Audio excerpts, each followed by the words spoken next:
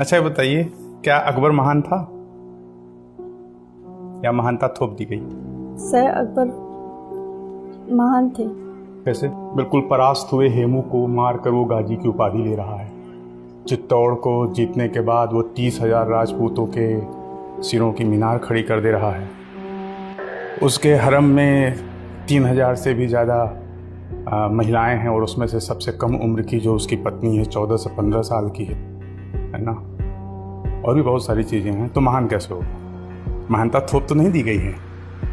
ख़ास तौर पे इतिहास लिखने के क्रम में जो भारतीय शासक रहे हैं उनको कम दिखाओ और जो हमलावर रहे हैं उनको ज़्यादा दिखाओ। सर लेकिन जो अकबर के इस पक्ष को आप जानती हैं कि नहीं? सर जानते हैं थोड़ा बहुत। तो फिर ये महान कहाँ से हो गया?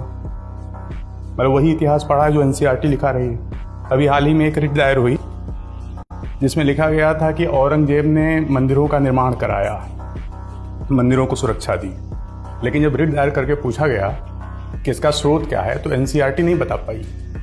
तो इसका मतलब है कि आज़ादी के बाद एक प्रायोजित इतिहास लिखा गया है जिसमें खास तौर पर मुस्लिम शासकों को उभारा गया है। पूर्व मध्यकाल छोटा कर दिया गया है और मध्यकाल को बढ़ाया गया है जानबूझ के, और पूर्व मध्यकाल को अंधकार युग भी कहने की कोशिश की गई है कई बार। कहाँ तक उचित है? सर क्योंकि इतिहास लेखन में ये तो कहा जाता है कि जो इतिहास लिखने की प्रक्रिया है वो निष्पक्ष नहीं है। मतलब जो अब तक इतिहास लिखा गया है अब नए तरीके से इतिहास लिखा जाना चाहिए कि नहीं?